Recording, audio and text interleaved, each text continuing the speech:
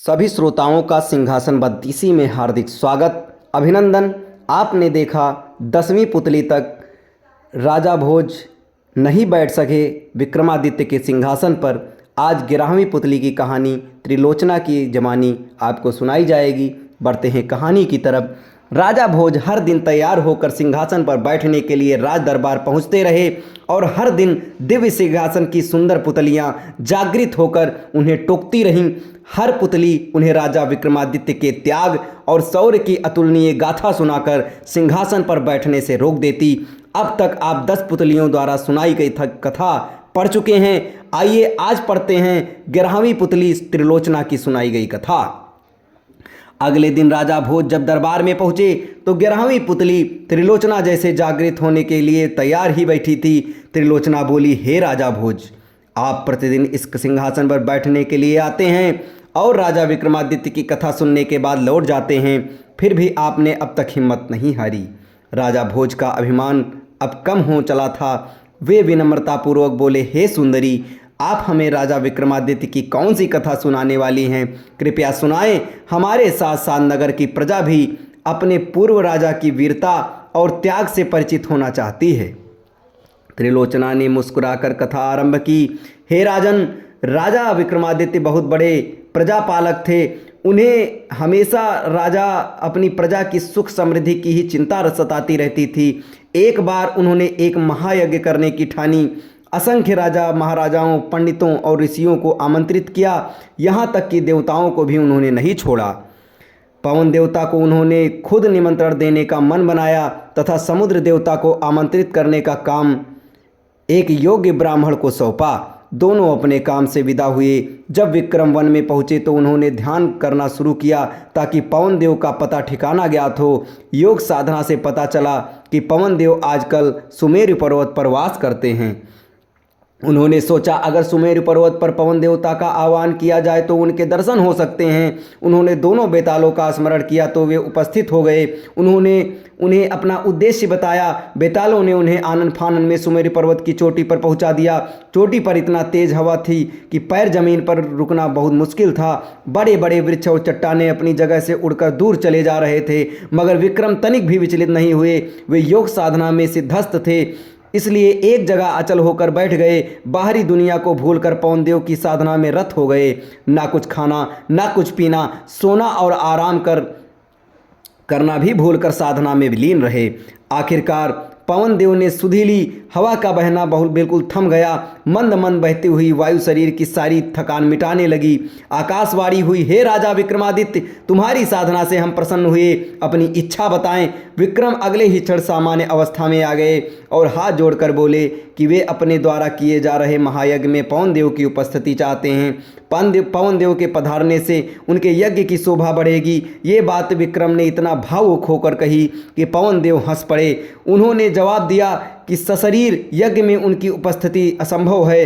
वे अगर सशरीर गए तो विक्रम के राज्य में भयंकर आंधी तूफान आ जाएगा। सारे लहलहाते खेत, पेड़ पौधे, महल और झोपड़ियाँ सब की सब उजड़ जाएंगी। रही उनकी उपस्थिति की बात तो संसार से हर कोने में उनका वास है, इसलिए वे अप्रत्यक्ष रूप से उस महायज्ञ में उपस्थित रहेंगे। विक्रम उनका अभिप्राय समझकर चुप हो गए। पवन देव ने उन्हें आशीर्वाद देते हुए कहा कि उनके राज्य में कभी अनावृष्टि नहीं होगी और कभी दुर्भिक्ष का सामना उनकी प्रजा नहीं करेगी।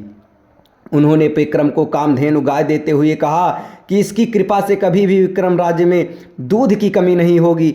जब पवन देव लुप्त हो गए तो विक्रमादित्य ने दोनों बेतालों का स्मरण किया और बेताल उन्हें लेकर उनके राज्य की सीमा तक आ गए।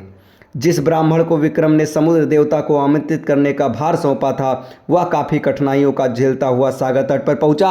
उसने कमर तक सागर में घुसकर समुद्र देवता का आह्वान किया। उसने बार बार दोहराया कि महाराज विक्रमादित्य महायज्ञ कर रहे हैं और वह उनका दूत बनकर उन्हें आमंत्रित करने आया है। अंत में समुद्र देवता असीम गहराई से निकलकर उसके सामने प्रकट हुए। उन्होंने ब्राह्मण से कहा कि उन्हें यह उस महायज्ञ के बारे में पवन देवता से सब कुछ पता चला गया है।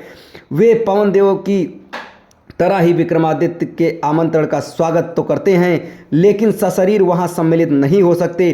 ब्राह्मण ने समुद्र देवता से अपना आशय स्पष्ट करने का सदर निवेदन किया तो वे बोले कि अगर वे यज्ञ में सम्मिलित होने गए तो उनके साथ अथाह जल भी जाएगा और उसके रास्ते में पड़ने वाली हर चीज़ डूब जाएगी। चारों तरफ प्रलय सी स्थिति पैदा हो जाएगी, सब कुछ नष्ट हो जाएगा। जब ब्राह्मण ने जानना चाहा कि उसके लिए उनका क्या आदेश है तो समुद्र देवता बोले कि वे विक्रम को सकुशल महायज्ञ संपन्न कराने के लिए शुभकामनाएं देते हैं। अप्रत्यक्ष रूप से यज्ञ में उद्योगपति विक्रम उन्हें महसूस करेंगे, क्योंकि जल की एक एक बूंद में उनका वास है। यज्ञ में जो जल प्रयुक्त होना होगा उसमें भी वे उपस्थित रहेंगे। उसके बाद उन्होंने ब्राह्मण को 5 रत्न और 1 घोड़ा देते हुए कहा, मेरी ओर से राजा विक्रमादित्य को ये उपहार दे देना। ब्राह्मण घोड़ा और रत्न लेकर वापस चल पड़ा। उसको पैदल चलता देख वह घोड़ा मनुष्य की बोली में उससे बोला कि वे इस लंबे सफ़र के लिए उसकी पीठ पर सवार क्यों नहीं हो जाता।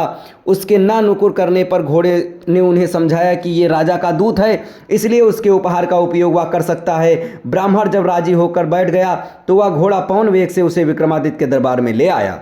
घोड़े की सवारी के दौरान उनके मन में इच्छा जागी, काश ये घोड़ा मेरा होता। जब विक्रम को उसने समुद्र देवता से अपनी बातचीत सविस्तार बताई और उन्हें उनके दिए हुए उपहार दिए, तब बिना कुछ कहे राजा विक्रमादित्य ने कहा कि 5 रत्न तथा घोड़ा ब्राह्मण को प्राप्त होने चाहिए। चूँकि रास्ते में आने वाली सारी कठिनाइयाँ उसने राजा की खातिर हंसकर झेली हैं, उनकी बात समुद्र देवता तक पहुंचने के लिए उसने कठिन साधना की।